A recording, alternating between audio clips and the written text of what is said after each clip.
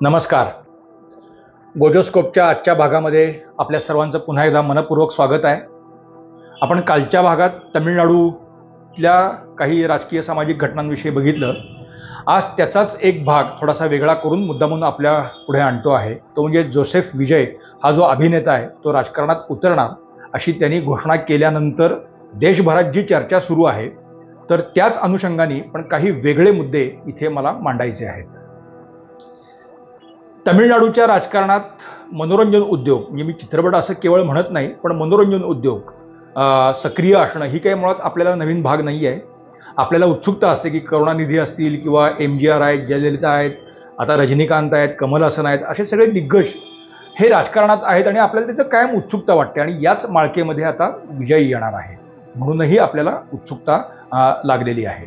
आता हा विजय हा ख्रिश्चन आहे, त्यामुळे तो DMKला फायदा देईल, भाजपला काहीतरी त्यामुळे फटका बसेल वगैरे अशी सरधोपट विधानं किंवा त्या अनुषंगाने विश्लेषण केलं जातं आहे. तर ते विश्लेषण हे चुकीच्या पद्धतीनं आहे. वस्तुस्थिती काही वेगळी आहे. ती वस्तुस्थिती आपल्यापुढे मांडण्यासाठी विजय हा विषय आम्ही आपल्याकडे घेऊन आलेलो आहे. एक सहज म्हणजे विजयची आपण गोष्ट सुरुवात करूच, पण एक सहज गंमत सांगायला हरकत नाही. आता विजयची चित्रपटविषयक कारकीर्द ही साधारणपणे 2.5 दशकांची आहे. म्हणजे तो वयाच्या 18व्या वर्षी काम करायला लागला आणि त्याचा एक चित्रपट म्हणजे साधारणपणे मला आठवतंय तो पुण्यातच शूट झालेला आहे. म्हणजे त्याचं सुरुवात शेवट सगळं पुण्यातच आहे. म्हणजे त्याचं असं महाराष्ट्र पुण्याशी कनेक्शन आहेच. आणि नंतर एका चित्रपटासाठी तो निगडीत शूटिंगला आलेला होता. त्यावेळेला विजय नावाचा कुणी एक तिकडे नट आहे हे सुद्धा आपल्याला काही फार माहीत नव्हतं. पण निगडी परिसरातल्या तमिळ बांधवांना ते कळाल्यानंतर त्यांनी विजयला भेटायसाठी आणि बघायसाठी मोठी गर्दी केलेली होती. मी मुद्दाम सांगतोय का हे की त्याचं स्टारडम हे काही मुळात आजचं नाही आहे, या 2-4-5 वर्षातलं वगैरे असं नाही आहे. गेली किमान 15 वर्ष हे स्टारडम तो वागवतोय आणि त्याचा फॅन क्लब हा असाच 2 दशकांचा वगैरे आहे. म्हणजे आपल्याला लक्षात येईल की विजय ही काय चीज आहे. एक भाग लक्षात घ्यायला हवा की विजय याला एक पॉलिटिकल बॅकग्राऊंड सुद्धा आहे. म्हणजे त्याचे वडील CS चंद्रशेखर, तर 2018-19 मध्ये ते भाजपमध्ये जाणार अशी चर्चा सुरू झालेली होती. अचानकच एकाच दिवशी पिता आणि पुत्रांनी 2 वेगळ्या ठिकाणी प्रेस कॉन्फरन्सेस त्यांच्या एकाच वेळी झाल्या आणि दोघांनीही ते डिनाय केलं. विजय आणि त्याचे वडील चंद्रशेखर यांच्यामध्ये गेली काही वर्ष मोठ्या प्रमाणावरती संघर्ष आहे असं म्हणायला हरकत नाही. म्हणजे त्यांचं जमत नाही, पटत नाही. विजय वेगळा राहतो आणि चंद्रशेखर वेगळे राहतात. तमिळनाडूच्या चित्रपटसृष्टी आणि त्याचं अर्थकारण हे जर लक्षात घेतलं तर विजय जर राजकारणात येणं म्हणजे काय आपल्याला लक्षात येईल. मी मुद्दामून थोडा हा भाग इकडे वळवला आहे. विजयची आई ही अतिशय उत्तम गायिका आहे. म्हणजे ती आपल्याला आता तिचं नाव मला आत्ता आठवत नाही. वडील हे निर्माता दिग्दर्शक राहिलेले आहेत. म्हणजे त्याला असंही एक बॅकग्राऊंड आहे. आणि तुम्हाला तमिळनाडूत चित्रपटसृष्टीत काम करायचं असेल तर त्याची काही ना काही पॉलिटिकल ॲफिलिएशन्स ही असायलाच पाहिजेत, त्याशिवाय तुम्ही तिथे यशस्वी होणार नाही. म्हणून विजयला किंवा त्याच्या वडिलांना पॉलिटिकल बॅकग्राऊंड असणं हे आपल्याला लक्षात येईल. तमिळनाडूतल्या चित्रपटसृष्टीवरती अर्थात अधिराज्य गाजवलं ते करुणानिधी आणि MGR, पण हे सगळे फ्रंट रनर्स होते. त्यांच्या मागं जे आहेत ते मारन कुटुंब आहे आणि ते करुणानिधींचा भाचा म्हणजे कलानिधी मारन आणि आता दयानिधी मारन हे त्यांचे चिरंजीव आहेत. सन TV हा तमिळनाडूतला सगळ्यात मोठा TV आहे. म्हणजे दूरचित्रवाणी माध्यम आपण ज्याला म्हणू किंवा अन्य प्लॅटफॉर्म्स हे या सन TVच्या मालकीचे आहेत. आणि सन पिक्चर्स म्हणजे पूर्वी आपल्याला आठवत असेल तर जेमिनी पिक्चर्स आहेत किंवा असे काही इथले मूवी स्टोन्स अमुक अशी एक मांदियाळी होती. ती सगळी हळूहळू मागं पडली. पण सन TVनं आणि सन पिक्चर्सनी मोठ्या प्रमाणावरती जम बसवला. तो इतका बसवला की साधारणपणे असं आपण म्हणूया की एक हाती वर्चस्व जवळपास गेल्या या 2 दशकामध्ये आणि त्यातही सिस्टमॅटिकली. मग ज्या वेळेला म्हणजे रजनीकांतचा संघर्ष आपण लक्षात घेतला तर त्याचं कारण या चित्रपटसृष्टीवरती करुणानिधी कुटुंबाचं असलेलं वर्चस्व, त्याला ज्यांनी टक्कर द्यायचा प्रयत्न केला ते सगळे एकतर या उद्योगाबाहेर फेकले गेले किंवा त्यांना फक्त मानस चुकवावी लागली. आत्ता एक विरोधाभास आपण लक्षात घ्या. विजय एक आत्ता चित्रपट करतोय GOT म्हणजे गोट, काय त्याचं लॉंग फॉर्म आहे ग्रेटेस्ट ऑफ ऑल टाइम्स असं काहीतरी ते नाव आहे. हा सुद्धा सन TVचा चित्रपट आहे. त्याचा पुढचा जो चित्रपट येणार आहे म्हणजे तो अजून तो करणार आहे, त्याची घोषणा आहे 69 दलपती, तो सुद्धा सन टीव्हीचाच चित्रपट आहे. किंवा यापूर्वी त्याचे जे काही ब्लॉकबस्टर आहेत त्यापैकी काही हे या मारन कुटुंबाच्या सन पिक्चर्सचेच आहेत. म्हणजे एका परीनं विचार करता इथे यशस्वी व्हायचं असेल तर सन पिक्चर्सचं तुमच्या मागे काही ना काही एक बॅनर असणं आवश्यक आहे, अशी जी परिस्थिती होती. त्याला छेद देणारा भाग जो आहे तो कमल हसननी बऱ्यापैकी करून दाखवला. त्याचं कमल हसनचे त्यांनी स्वतःचं पिक्चर्स प्रोडक्शन हाऊस सुरू केलं, त्याच्या सगळ्या यंत्रणा बसवल्या. परंतु करुणानिधी कधीही कमल हसन कधीही करुणानिधी किंवा जयललितांशी थेट संघर्षाच्या पवित्र्यात उतरला नाही. पण तसं रजनीकांतबाबत झालं नाही. रजनीकांतचा म्हणजे 2000च्या आसपास जयललितांशी संघर्ष झालेला होता. त्याच्यानंतर करुणानिधींशी काही काळ त्याचं बिनसलेलं होतं.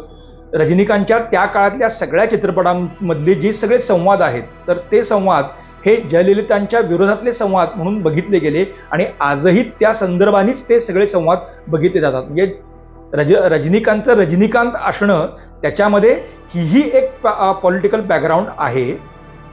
आणि अशा याच्यामध्ये सुरुवातीपासून या क्लचेसमध्ये हा मुळात राहिला नाही. म्हणजे तिथला एक आघाडीचा अभिनेता अजित, तो अर्थात आपल्याकडे फार म्हणजे आपण फोटो बघितला तर लक्षात येईल. दुसरा सूर्या सिंघम आणि तिसरा हा विजय आहे.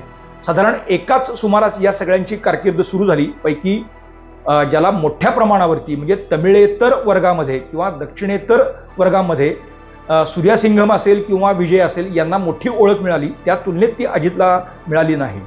पण हा अजितही अशाच चित्रपटसृष्टीतल्या बॅटल ग्राउंडमध्ये अडकला आणि 2011च्या सुमारास जेव्हा जयललिता मुख्यमंत्री होत्या त्यावेळेला त्यांनी जाहीरपणे जयललितांकडे मागणी केली होती की द्रमुक किंवा या एका कुटुंबाची चित्रपटसृष्टीवरची असलेली मक्तेदारी, त्यांची गुंडगिरी मोडून काढण्यासाठी जयललितांनी काहीतरी केलं पाहिजे, अशी थेट मागणी केलेली होती. मित्रांनो, ही बॅकग्राऊंड सांगायचं कारण असं आहे की आता अशा एका बॅकग्राऊंडमधून एक स्टारडम असलेला अभिनेता राजकारणात येणार आहे. त्याचे किती परिणाम संभवतात, म्हणजे तो राजकारणात अजून यायचा आहे. लोकांनी आत्ताच म्हणजे अण्णामलाईला फटका बसणार, ते भाजपला फटका बसणार, ते अमकं होणार वगैरे वगैरे. अद्याप त्यांनी त्याचा पक्ष सुरू जरी केला असला तरी त्याच्या अजून सगळ्या प्रक्रिया व्हायच्या आहेत आणि तो लोकसभा निवडणुकीमध्ये काही थेट आत्ता उतरणार नाही. त्यामुळे ते होणार म्हणजे लोकसभेला विजयमुळे काहीतरी फार मोठा बदल होणार आहे असं तिथं आत्ता तरी काय होणार नाही. खरा संघर्ष आपल्याला दिसणार आहे तो विधानसभा निवडणुकीच्या वेळेतच आणि त्याला अजून 1.5-2 वर्षांचा कालावधी आहे. आता विजय म्हणजे चित्रपटसृष्टीला रामराम ठोकून या राजकारणामध्ये पूर्ण वेळ उतरणार आहे. आता ही घटना मुळात आपण म्हणजे हे सगळं बॅकग्राऊंड लक्षात घेतल्यानंतर ही घटना आपल्याला नेमकं काय सांगते, इथं काय बदलणार आहे. मित्रांनो, सगळ्यात महत्त्वाची गोष्ट मागच्या एपिसोडमध्ये आपण जे बोललेलो आहे की द्रविड अस्मिता किंवा तमिळ अस्मिता हा जो भाग आहे तर त्या अस्मिता त्याचं बॅगेज आजच्या तमिळनाडूतला तरुण फार वाहताना दिसत नाही असं जे मी सांगतो आहे त्याचं एक कारण की जी आत्ता घोषणा विजयनी केली त्याच्यामध्ये दिसते. त्यांनी त्याच्या पक्षाचं नाव ठेवलंय तमिळगा विक्टरी कळघम, अशा स्वरूपाचं काहीतरी ते नाव आहे. TVK असं नाव आहे. त्याची प्रेस कॉन्फरन्स तुम्ही वाचा किंवा ती मुळात ऐका तर लक्षात येईल की त्यांनी कुठेही द्रविड अस्मिता हा विषयच येऊ दिलेला नाही.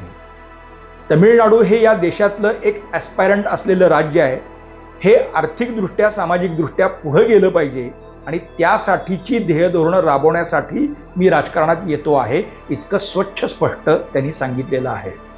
त्यामुळं द्रविड किंवा तमिळ अस्मिता हा त्याचा मुळात आत्ता ॲस्पेक्टच त्यांनी ठेवलेला नाही.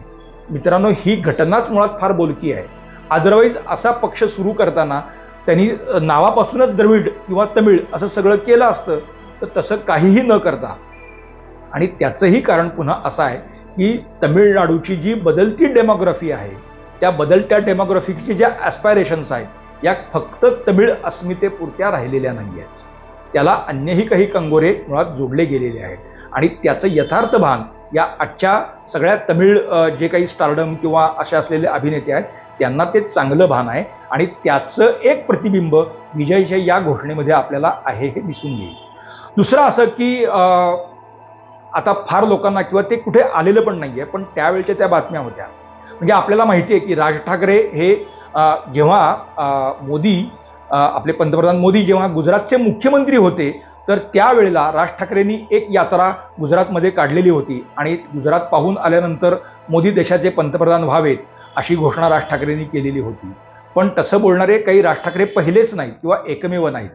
राज ठाकरेंच्या आधी हा विजय हा गांधीनगर आणि अहमदाबादमध्ये मोदी आणि शहांना भेटलेला होता आणि नंतर गुजरातेतला काही भाग बघून आल्यानंतर त्यानं तमिळ माध्यमांना ज्या मुलाखती दिल्या त्यामध्ये त्यांनी सांगितलं होतं की गुजरातने मोठी प्रगती केलेली आहे मोदींच्या नेतृत्वाखाली आणि मोदींच्याकडे पंतप्रधान बनण्याचे सगळे गुण आहेत आणि त्यांनी पंतप्रधान बनावं असं या विजयनी सांगितलेलं होतं. त्याच्या मुलाखती कुठे ना कुठेतरी आपल्याला त्या दिसून येतील. त्याच्यानंतर अण्णा हजारेंचं जे आंदोलन झालं दिल्लीमध्ये ज्यातून केजरीवाल आणि त्यांच्या पक्ष जन्माला आला ते जे सगळं आंदोलन आहे तर त्या आंदोलनामध्ये सुद्धा अर्थात पाठिंबा द्यायला वगैरे वगैरे म्हणून असं नव्हे पण त्यात विजय गेलेला होता आणि भ्रष्टाचाराच्या विरोधात लोकांनी तरुणांनी उभं राहिलं पाहिजे एवढी भूमिका त्यांनी घेतलेली होती. आता ही भूमिका आणि त्याचे चित्रपट याच्यात एक साधर्म्य आहे. अलीकडचे त्याचे सगळे चित्रपट जर तुम्ही बघितले तर त्या सगळ्यामध्ये भ्रष्टाचाराच्या विरोधात लढणारा सर्वसामान्य माणूस असं त्याचे जे कॅरेक्टर्स तो जे करतो आहे. वारिसूसारखा एखादा चित्रपट वेगळा आहे की त्यात तो श्रीमंत असणं वगैरे वगैरे वगैरे पण बाकी बिगिल किंवा अन्य तुम्ही त्याचे चित्रपट आपल्याला टीव्हीवर आता बघायला मिळतात ते बघा. सर्वसामान्य घरातला मुलगा आहे आणि तो भ्रष्टाचाराच्या विरोधात लढतो आहे.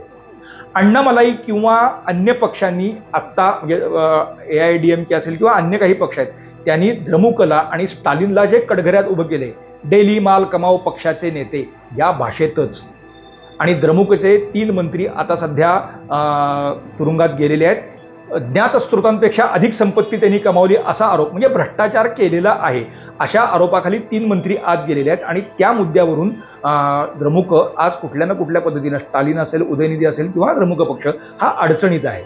म्हणजे त्याच्या चित्रपटामधून तो भ्रष्टाचाराच्या विरोधातच सातत्याने काही एक भूमिका मांडतोय आणि ते चित्रपट मात्र प्रोड्यूस करतायत एक मारन कुटुंब आणि त्यांच्या आधिपत्याखालचा सन TV आहे. म्हणजे हा विरोधाभास सुद्धा लक्षात आपण घ्यायला हरकत नाही आणि शेवटचा चित्रपट हाही सन पिक्चर्सचा असणार आहे. पण प्रेक्षकांना हा म्हणजे याचं प्रोडक्शन हाऊस कुठला आहे याच्यापेक्षा समोर येणारं काय आहे ते अधिक महत्त्वाचं आहे. तिथं हा विजय कन्व्हिन्सिंग आहे आणि भ्रष्टाचाराच्या विरोधात हा माणूस सातत्याने आणि अण्णा हजारेंच्या आंदोलनापासून आता बघा म्हणजे 12-15 वर्ष त्यालाही होऊन गेलेली आहेत म्हणजे 10 वर्षांचा कालखंड गेलेला आहे. या सगळ्या कालखंडामध्ये भ्रष्टाचाराच्या मुद्द्यावरती विजयची भूमिका सातत्याने एकच राहिलेली आहे. हाही एक त्याच्या बाजूला जाणारा मुद्दा इथे राहणार आहे. त्यामुळे असं जर आपण लक्षात घेतलं भ्रष्टाचाराच्या विरोधात हे करणं तर तो स्टालिन यांचा बी टीम कशी असेल तर असं असणार नाही. आता एक थेअरी मांडली जाते की भाजपला अपशकुन करण्यासाठी ल्युटन्स दिल्ली म्हणा किंवा जे काही सेक्युलर पार्टीज किंवा DMK या सगळ्यांनी उभा केलेला हा बागुलबुवा आहे. तर साधारणपणे तामिळनाडूतल्या घटना घडामोडी तिथलं अर्थकारण तिथलं मनोरंजन उद्योगाचं अर्थकारण आणि राजकारण हे सगळे ताणेबाणे लक्षात घेतले तर असा कोणीतरी अचानक एखादा उभं करणं हे तेवढंही सोपं राहणार नाही. कारण रजनीकांतनी घोषणा केली होती की आता मी आता राजकारणात येतोय पण तो बाहेर पडला. कमल हसननी त्याची एक पार्टी सुरू केली पण अर्थात ती काही फार मोठं तो काही करू शकला असं नाही आहे. म्हणजे कमल हसनला पाठिंबा देणारा एक क्लास आहे आणि रजनीकांतकडे अख्खा मास आहे. पण क्लास आणि मास असं असूनही पॉलिटिकल विलमध्ये ते कन्व्हर्ट होणं ह्याला काही वेगळ्या गोष्टी असायला लागतात आणि ते विजयनी जमवलेला आहे. हा आत्ताचा सगळ्यात महत्त्वाचा भाग आहे. 2 वर्षानंतर विजय काय करेल त्याच्याविषयी आपण आत्ताच त्याविषयी काही मत मांडणं तेवढं सोपं नाही. पण हा विजय त्याचे वडील चंद्रशेखर किंवा त्याची आई ही आजही तिथल्या अनेक मंदिरांमध्ये जातात. त्याचे फोटो त्याच्या क्लिप्स किंवा हे सगळं होत असतं. विजयनी कधीही सनातनच्या विरोधात भूमिका घेतली असं आज काहीतरी कुठे छापून आलं किंवा असं आपल्याला काही कुठे दिसत नाही. त्यामुळे त्याबाबतची त्याची भूमिका काय आहे हे सांगता येत नाही. परंतु तो उदयनिधी असेल किंवा अन्य काही द्रमुकचे नेते असेल तशी भूमिका तर त्यांनी अजिबात घेतलेली नाही. खासगीत बोलताना सुद्धा तो तशा भूमिका घेत नाही असं अनेकांचं मत आहे. त्यामुळे तो एक मुद्दा जो त्याच्या विरोधात मांडला जातो तर तो तसा होणार नाही. म्हणजे एक असं की आता ही धर्मांतरण करणारी जी सगळी लॉबी आहे ती विजयच्या मागे उभी राहील तर तसंही काही आत्ता घडेल असं दिसत नाही. आणि विजयला लॉंग टर्म स्वरूपाची जर राजकारण करायचं असेल तर अशा लॉबीपासून लांब राहावं लागेल. आणि तेवढं भान या विजयमध्ये 100% आहे, कारण ते त्यांनी वारंवार वेगवेगळ्या पद्धतीने दाखवून दिलेलं आहे. त्याच्या पॉलिटिकल भूमिका असतील किंवा तो ज्या स्वरूपाचे कार्यक्रम, त्याच्या फॅन क्लब मार्फत जे कार्यक्रम तो सातत्याने करत राहतो, त्याचं स्वरूप जर लक्षात घेतलं तर आपल्याला दिसून येणारी बाब आहे की धर्म, जात, पंथ अशा सगळ्यापेक्षा तो वेगळ्या पद्धतीनं या समाज घटकांकडे जातो, कारण ते त्याचे शेवटी फॅन्स पण आहेत. तो सगळ्या त्यांच्याकडे वेगळ्या पद्धतीनं जातो आणि वेगळ्या पद्धतीनं या सगळ्या वर्गाला तो अप्रोच होतो आहे. आता जेव्हा पॉलिटिकल पार्टी सुरू करेल त्यावेळेला तो हा अप्रोच एकदम सोडू शकतो का? तर तशीही होण्याची शक्यता नाही. उलट पुढच्या काळात एक भाग आपण लक्षात घेतला पाहिजे की जेव्हा विधानसभेच्या निवडणुका येतील आणि असं आपण गृहीत धरून चालू की त्यावेळेला त्याची पार्टी आहे, त्याचं काही एक पॉलिटिकल स्ट्रक्चर, संघटन सगळं उभं राहिलेलं आहे, तर तो नक्की कोणाची मतं खाऊ शकतो? आपण एक हा भाग बघू. आज एक पॉलिटिकल व्हॅक्यूम आहे. द्रमुक वाढत नाही आहे, पण श्रिंकही आत्ता होताना दिसत नाही. पण अण्णा द्रमुकची शक्ल उडाल्यानंतर एक पॉलिटिकल व्हॅक्यूम आहे. त्या व्हॅक्यूममध्ये भाजप आपली स्पेस मुळात बघतो आहे. मग अशा या स्पेसमध्ये, मग ही स्पेस अशी एकच एक राहत नाही, तर अशा स्पेसमध्ये काय होऊ शकतं? भाजपने आता सनातनसारखा एक सर्वव्यापी मुद्दा घेतलेला आहे. मग आपण मागच्या ह्याच्यात बघितलं की सनातन विचार मानणारा एक मोठा वर्ग जो सायलेंट स्पेक्टॅटर होता, तर त्याला आवाज मिळवून देण्याचं काम भाजपने केलं, अण्णामलाईने केलं. भाजप पुढच्या काळातही ते करणार आहे. मग हा वर्ग भाजपकडे जसा येत जाईल तसा तो भाजपपासून विजयमुळे दुरावेल इतकी शक्यता लगेच राहत नाही. जेव्हा विजय राजकारणात येईल, म्हणजे आता त्याचं वक्तव्य गेल्या काही काळामध्ये आणि आता त्यांनी त्याच्या प्रेस कॉन्फरन्समध्ये सुद्धा जे भूमिका मांडल्यात ते लक्षात घेतल्यानंतर तो द्रविड अस्मिता किंवा तमिळ असा मुद्दा घेऊन मुळात जाणार आहे असं नाही. मग हे मुद्दा घेऊन जाणारे पक्ष आहेत कोण? द्रमुक, अण्णा द्रमुक, DMDK. आता विजयकांत गेला तरी त्याचा छोटासा पक्ष आहे. वायकोंच्या पक्षाला तसंही काही महत्त्व नाही, पण पट्टेली मक्कल कच्छी असेल, रामदासांचा पक्ष असेल किंवा असे ज्याच्यात द्रविड नाव आहे आणि ती अस्मिता राजकीयदृष्ट्या बाळगण्याची मनीषा आहे, असे 6 पक्ष आहेत. त्यामुळे पुढच्या काळामध्ये या 6 पक्षांमध्येच मुळात जी काय आहे मतांची विभागणी ही या 6 पक्षांमध्ये होऊ शकते, कारण तो पॉलिटिकल अजेंडा म्हणून ते तमिळ किंवा द्रविड अस्मिता घेऊन जाणार आहे. व्हायसे वर्सा जो आजच्या युथ कनेक्टसाठीचा जो मुद्दा आहे तो तरुण असलेले IPS म्हणजे माजी IPS अधिकारी अण्णामलाई आणि आता विजय हे मुळात ते मोठ्या प्रमाणावरती घेऊन येत आहेत. एकाचा वारू सुटलेला आहे आणि दुसरा त्या दिशेला आलेला आहे. त्यामुळे या 2 हेवीवेट्स आता हे पुढच्या काळात राहतील, अण्णामलाई आणि विजय. त्यामुळे पुढच्या काळामध्ये राजकारणाची दिशा ही केवळ द्रमुक किंवा अण्णा द्रमुक नव्हे, तर हे 2 नेते काही ना काही प्रमाणामध्ये ठरवतील किंवा त्यांचा त्यातला रोल हा अधिक महत्त्वाचा असेल, हे मात्र आज दिसतं आहे. 2 वर्षानंतर भाजप तिथे प्रमुख विरोधी पक्ष असेल का किंवा तिथे विजय हे करेल का वगैरे या सगळ्या आपण गोष्टी सोडून द्याव्यात. त्यात इतक्या लगेच आपण जाण्यापेक्षा या पुढच्या 2 वर्षाच्या काळामध्ये हे 2 नेते त्यांचे पक्ष कोणत्या भूमिका घेत आहेत, कोणते वर्ग आपल्या बाजूला ओढून घेत आहेत, हे मुळात बघायला पाहिजे. विजयचा फॅन फॉलोअर्स असं जर आपण एक चित्र डोळ्यासमोर आणलं तर आता दिसतं आहे ते साधारणपणे साधी माणसं, आर्थिकदृष्ट्या निम्न किंवा एकदम निम्न असा जो स्तर आहे, तर त्या स्तरामध्ये त्याचं काम मोठ्या प्रमाणावरती आहे. मग तो शहरातला असेल किंवा ग्रामीण भागातला असेल, निमशहरी भागातला असेल, त्याचं अपील त्या एका तरुण वर्गाला मोठ्या प्रमाणावरती आहे. त्यामुळे पुढच्या काळात त्याचं मतदार कोण असेल तर तोही या निमित्ताने आपल्याला आयडेंटिफाय करू शकता येतो. लगेच तो उद्याच्याला जाऊन त्याला मत देणार आहे असं नाही, पण त्याचा एक फॅन फॉलोवर हा सगळा या पद्धतीचा आहे. मग ते रिक्षावाले असतील, टांगेवाले असतील किंवा बस कंडक्टर असतील किंवा असे जे अगदी ज्याला आपण डोळ्यासमोर पटकन येत नाही, म्हणजे तमिळनाडूची कोस्टल लाईन मोठी आहे, तर तिथले सगळे मच्छीमार बांधव आहेत, तर त्या सगळ्या घटकांमध्ये विजय हे काही ना काही एक आकर्षण आहे. सो स्प्रेड मोठ्या प्रमाणावरती असला तरी तोही पुन्हा एक अवकाश विजयनी स्वतःसाठी वेगळा कार्य केलेला आहे. तिथे भाजप आणि विजय यांचा टकराव होईल अशी शक्यता आत्ता त्यांचं जर काम आणि त्यांचे फॅन फॉलोअर्स किंवा त्यांचं प्रभाव क्षेत्र लक्षात घेतलं तर तिथे लगेच काहीतरी संघर्ष होईल असं सुद्धा आत्ता आपल्याला दिसत नाही. त्यामुळे पुढच्या काळात तो संघर्ष होईल असं प्रेडिक्शन आज करणं मला वाटतं योग्य नाही. आपल्याला बघावं लागेल. मुळात विजय आल्यानंतर द्रमुकच्या चित्रपटसृष्टीतल्या ज्या एक हाती वर्चस्वाला मुळात तो काय पद्धतीने छेद देणार आहे हे आपण आधी मुळात ताडलं पाहिजे. कारण तिथे जर द्रमुक फुटला किंवा तिथलं द्रमुकचं वर्चस्व कमी झालं तरच अर्थात तमिळनाडूतल्या मनोरंजन उद्योगाला आणि राजकारणाला अर्थकारणाला वेगळी दिशा मिळणार आहे. विजयचं तमिळ राजकारणामधलं आगमन हे मुळात त्याचं सूचक आहे, हे आपण लक्षात घेतलं पाहिजे. ज्या 1970च्या दशकामध्ये जेव्हा द्रमुक पक्षामध्ये करुणानिधी आणि MGR यांच्यामध्ये संघर्ष झाला, MGR यांनी आपला स्वतःचा पक्ष स्थापन केला आणि अर्थात एक हाती सत्ता आणून दाखवली. एक नवा इथला स्टार, राजकीय क्षितिजावरती सुद्धा स्टार म्हणून उदयाला आला. आजही साधारणपणे त्याच दिशेची विजयच्या राजकारणाची जेव्हा आपण चर्चा करू किंवा त्याच्या प्रवेशाची घोषणा आहे ती अगदी तशी तशी बघावी असं नाही, पण MGR यांच्यानंतर पुन्हा असा एक मोठा स्टार आज तिथल्या राजकारणातला तिसरा कोण बनू पाहतोय. म्हणूनच मला असं वाटतंय की तमिळनाडूच्या राजकारणात एका नव्या MGRचा उदय झालाय का, तिथल्या दोनच पक्षांच्या राजकारणाला तिसरा कोण देणारा हा MGR हा किती यशस्वी होणार हे आपल्याला येणारा काळ सांगेल. त्याच्याविषयी आपण आज काहीच बोलणं म्हणजे बाजूने किंवा विरोधात बोलण्यापेक्षा तो येतो आहे आणि तो तिथल्या राजकारणाला काही आणि त्याहीपेक्षा तिथल्या अर्थकारणाला काही वेगळं वळण देऊ पाहतो आहे. ते वळण नेमकं कशा स्वरूपाचं आहे ते पुढच्या काळात पाहणं मला वाटतं आवश्यक आहे. मित्रांनो, आजचं आपलं विश्लेषण आपल्याला कसं वाटलं हे आम्हाला आवर्जून सांगा. लाईक करा, शेअर करा, सबस्क्राईब करा. गोजोस्कोप. धन्यवाद.